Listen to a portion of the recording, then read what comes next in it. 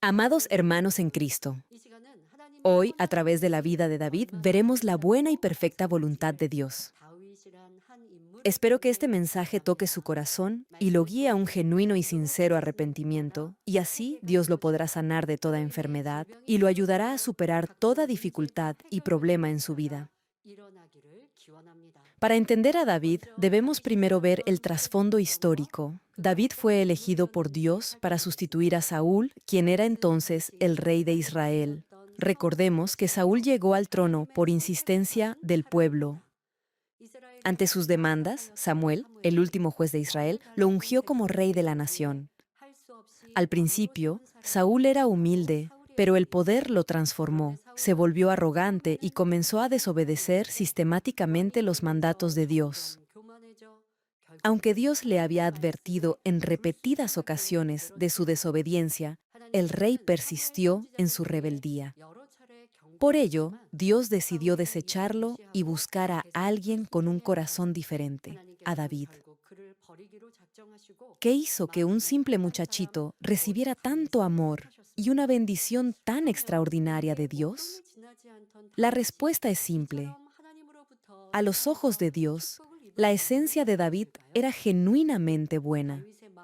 Al profundizar hoy en su bondad, los invito a que se miren en el ejemplo de su vida y se pregunten, ¿cuánto amor merecen recibir de Dios? La primera característica de la bondad de David era su inquebrantable confianza y fe absoluta en Dios. Esto lo vemos claramente en su legendario enfrentamiento contra Goliat. En aquel tiempo, Israel temblaba en el valle de Ela. Goliat, un gigante filisteo de casi 3 metros de altura, había socavado los cimientos del valor de Israel, drenando la voluntad de lucha del ejército. Era un guerrero imponente, protegido por una armadura de bronce que pesaba unos 57 kilos, casi el peso de una persona promedio. Durante 40 días, este gigante insultó al ejército de Dios, y lo único que hacían el rey y sus soldados era temblar de miedo. En ese momento crítico aparece David. Él no iba a pelear, solo cumplía un mandado de su padre para llevar comida a sus hermanos. Sin embargo, al escuchar cómo aquel filisteo desafiaba el nombre del Dios vivo, David se llenó de ira, y sin armadura, y solo con 5 piedras, salió al encuentro del paladín enemigo y le dijo, «Tú vienes a mí con espada, lanza y jabalina, pero yo vengo a ti en el nombre del Señor de los ejércitos, el Dios de los escuadrones de Israel, a quien tú has desafiado». Esto es verdadera fe.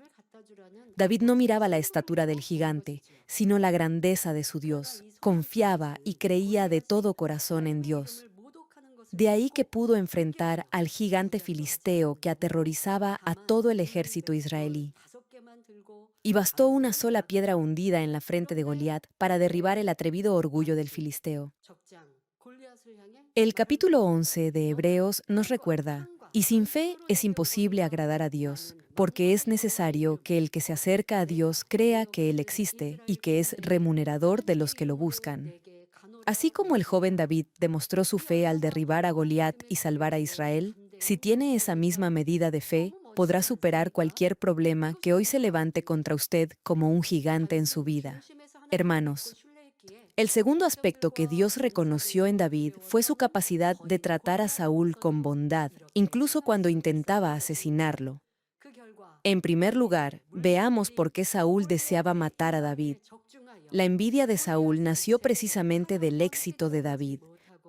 Tras la victoria sobre Goliat, Saúl nombró a David como jefe de su ejército. Sin embargo, el problema comenzó después de que David y Saúl regresaron victoriosos de una batalla. Las mujeres de Israel salieron a recibir al rey Saúl y a David cantando. Saúl hirió a sus miles y David a sus 10,000. Al escuchar eso, el rey se enfureció y dijo, a David le dan 10,000 y a mí solo 1,000. ¿Qué más le falta sino el reino? Desde ese día, los celos y el odio hacia el joven que Dios había elegido tiñeron el corazón de Saúl. Desde el momento en que Saúl escuchó aquel canto, su juicio se nubló, su odio creció hasta el punto de desear la muerte de quien más lo había servido. Incluso mientras sufría bajo la influencia de un espíritu maligno, Saúl le arrojó una lanza a David, quien estaba tocando el arpa para que el tormento del rey cesara. A cambio de esa lealtad y fidelidad que le había demostrado David, Saúl le respondió intentando matarlo. Al ver cómo Dios protegía a David, el miedo, los celos y la envidia crecieron aún más en Saúl. Intentó matarlo por mano propia, pero al fallar, comenzó a tramar planes maquiavélicos para lograrlo. La Biblia lo menciona en Primera de Samuel. Saúl pensó, se la daré, se refiere a la hija de Saúl, para que le sirva de lazo y para que la mano de los filisteos sea contra él. Saúl le ofreció a su hija en matrimonio con una condición casi suicida. David debía traer 100 prepucios de filisteos como dote. El plan era evidente. Saúl esperaba que David muriera enfrentando a 100 filisteos. Pero David no solo sobrevivió, sino que su fama creció y Saúl, en su desesperación, llegó a enviar a sus hombres a casa de David para asesinarlo. Sin embargo, al saber que David había huido y que se encontraba en Ramá, envió a su ejército hasta esa ciudad para capturarlo. Desde su juventud, David peleó por el rey y por su nación, logrando muchas victorias espectaculares. Cuando Saúl sufría por ese espíritu maligno, David tocaba el arpa para que el rey tuviera paz. Como oficial, jamás desobedeció una orden del rey. No obstante, en lugar de recompensar esa fidelidad con gratitud, Saúl buscaba quitarle la vida. Cualquier código de ética humana hubiera calificado lo que David padecía como una injusticia indignante. Se vio forzado al exilio, a huir de su hogar a tierras lejanas, pasando hambre y penurias. A pesar de que trató al rey con bondad, Saúl no cesaba en su afán de cazarlo para acabar con él. El rey se había convertido en su peor enemigo. Fue en ese escenario de persecución donde David tuvo la oportunidad perfecta para vengarse y matar a Saúl. Sucedió en la cueva de Engadi. David y sus hombres se ocultaban en lo más profundo de esa cueva, y sin saberlo, Saúl entró allí para hacer sus necesidades. El pasaje menciona lo que sus hombres le dijeron. Mira, este es el día del que el Señor te habló. Voy a entregar a tu enemigo en tu mano, y harás con él como te parezca bien. En otras palabras, ellos interpretaban que Dios mismo había puesto a Saúl allí para que David acabara con la vida de su enemigo. Para cualquiera, matar a Saúl habría sido un acto de justicia. Sin embargo, el corazón de David era completamente diferente. Y respondió a sus hombres: El Señor me guarde de hacer tal cosa contra mi rey, el ungido del Señor, de extender contra él mi mano, porque es el ungido del Señor. Y mientras Saúl dormía, David cortó un trozo del borde de su manto. No obstante, David se perturbó. Su conciencia era tan sensible que incluso ese pequeño acto le turbó el corazón. David no solo se negó a matar a Saúl, sino que les ordenó a sus hombres que nadie tocara al rey. David no dejó que sus emociones controlaran su corazón. Hermanos, el mundo nos enseña a vengarnos incluso de aquellos que nos caen mal y que ni siquiera son nuestros enemigos. No obstante, David, a pesar de que tenía la oportunidad de vengarse de Saúl, más bien detuvo a sus hombres de hacerlo. Saúl era el ungido de Dios y seguía siendo su rey. David no olvidó su deber y lealtad como súbdito de Saúl. A pesar de sufrir injustamente por la persecución del rey, David no dejó que sus emociones dictaran sus acciones. Más bien, entendió lo que era correcto para Dios y actuó en consecuencia. Confió solamente en Dios y no en el razonamiento y criterio humano. Su bondad era producto de su confianza absoluta en la justicia de Dios. David no solo trató con bondad a Saúl, sino que además hizo todo lo posible por calmar su agitado corazón y darle paz. Al salir Saúl de la cueva, David llamó al rey desde la distancia, se postró rostro en tierra, le mostró el trozo de tela y le dijo: Mire, Padre mío, vea el borde de su manto en mi mano, puesto que corté el borde de su manto y no lo maté. Reconozca y vea que no hay maldad ni rebelión en mis manos. No he pecado contra usted, aunque usted acecha mi vida para quitármela. Incluso mientras Saúl lo perseguía, David no lo veía como un enemigo, sino que lo consideraba como un padre. A pesar de que su vida pendía de un hilo, David respetaba a Saúl.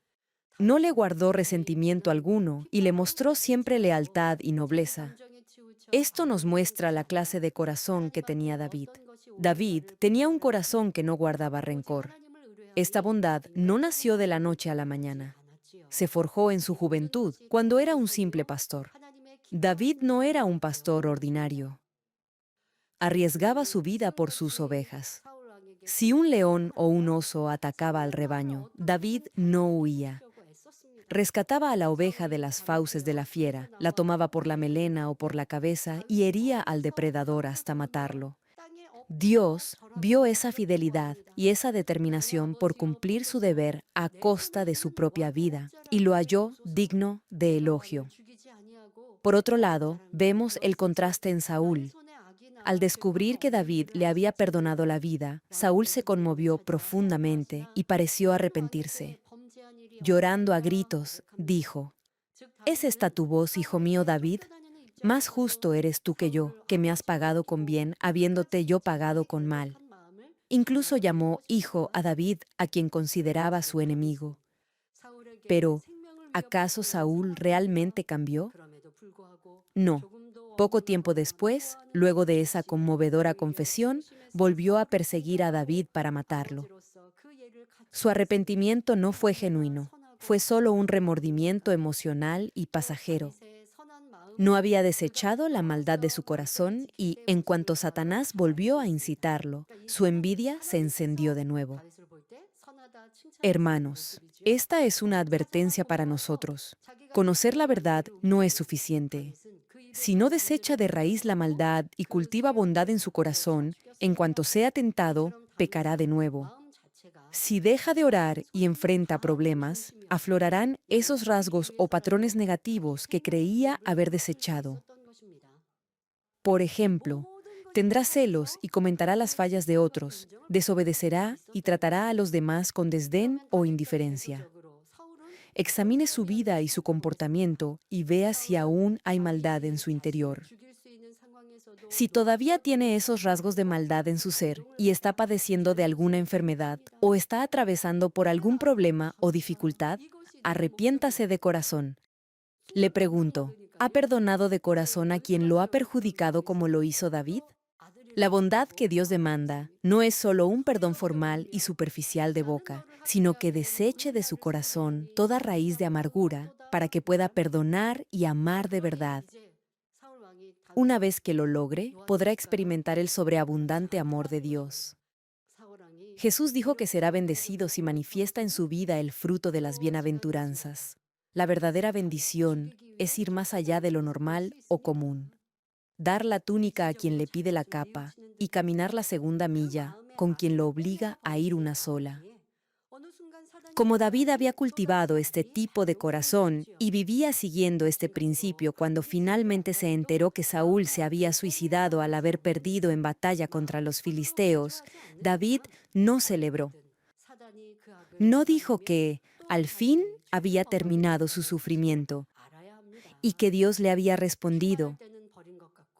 Al contrario, lloró amargamente, ayunó y bendijo a los hombres de Jabes de Galaad por haber dado sepultura digna al rey.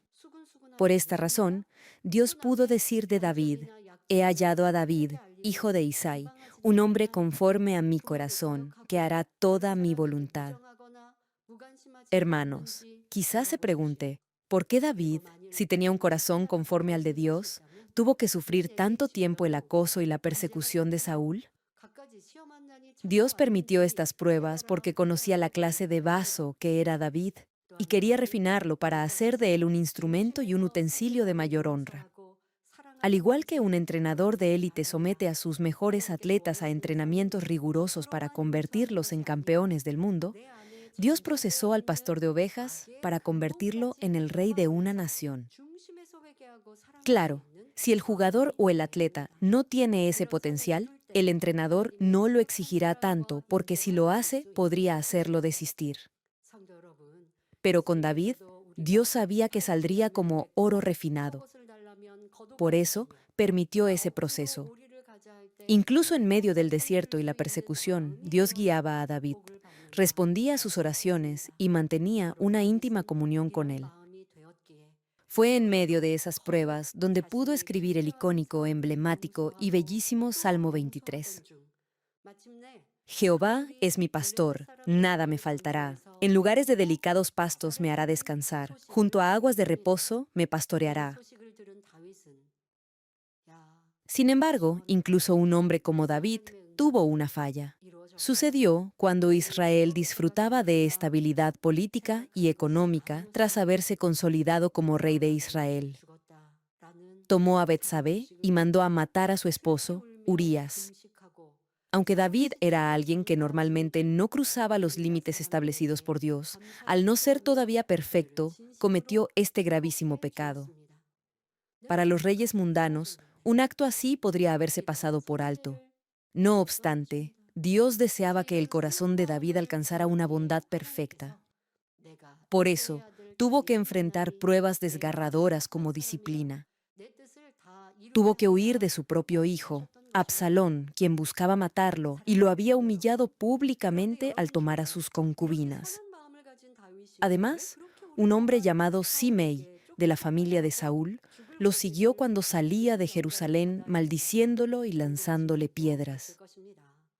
Ante la traición de Absalón, David guardó silencio, y ante los insultos de Simei, respondió con humildad diciendo a sus soldados: «Miren, mi hijo que salió de mis entrañas busca mi vida, cuánto más ahora este benjamita». Hermanos, piensen en esto. ¿Cómo se sienten los padres cuando disciplinan a sus hijos y el niño reconoce con sinceridad su falta? Aunque los padres estén enojados, luego de un momento su corazón se suavizará. Sentirán misericordia, mostrándole a sus hijos incluso más amor y consuelo. Por el contrario, si los hijos se rebelan y los desafían respondiendo que no han hecho nada malo, serán disciplinados con mayor severidad, más allá de lo que realmente merecían.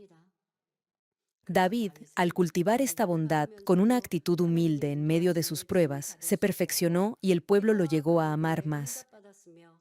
Y Dios no solo lo restauró, sino que lo bendijo con una promesa eterna.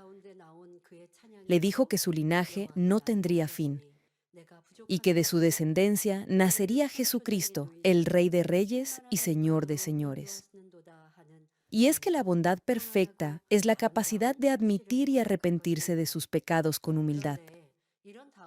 Con esto concluyo. Hoy hemos reflexionado sobre la bondad de David. Hemos visto lo que significa pelear la buena batalla de la fe y seguir hacia adelante con una confianza inalterable en Dios sin cruzar los límites prohibidos, encomendando todo al Señor y negándose a devolver mal por mal. David no solo tenía un buen corazón, sino que demostró esa bondad con hechos, aceptando las pruebas con humildad. Esta actitud agradó a Dios, y su bondad fue perfeccionada a través del fuego de la prueba. Así pudo cumplir la buena, agradable y perfecta voluntad de Dios. A través de David comprendemos que la voluntad de Dios es que venzamos el mal con el bien, especialmente en esos momentos donde tenemos el poder de actuar según nos parezca bien, es decir, según nuestro propio criterio. La Biblia advierte que quien sabe hacer lo bueno y no lo hace, le es contado como pecado. Sin embargo, algunos, en lugar de buscar el bien, responden con maldad. Si en su corazón aún hay odio, resentimiento o enemistad, le pregunto, ¿cómo podría recibir el favor y la gracia de Dios? Recordemos que nuestro Señor Jesús, quien luego de haber sido azotado, golpeado y sido objeto de toda clase de burlas y desprecio, mientras moría en la cruz, oraba por quienes lo crucificaban diciendo: «Padre, Perdónalos, porque no saben lo que hacen. También Esteban, quien mientras era apedreado, pidió a Dios que no les tomara en cuenta ese pecado. Por ese corazón, Esteban, quien estaba lleno de gracia y poder, realizaba grandes prodigios y señales entre el pueblo. Hermanos, al igual que nuestro Señor, al igual que Esteban y David, no devuelvan mal por mal, respondan solo con bondad. Así Dios los elogiará y recibirán grandes e inmensas recompensas en el cielo. Oro en el nombre del Señor para que todos al escuchar este mensaje lleguen a cultivar en su corazón y practicar en su vida diaria esta clase de bondad que Dios desea para sus hijos, en lugar de hacer simplemente lo que a cada uno le parezca bien, y así Dios los bendecirá.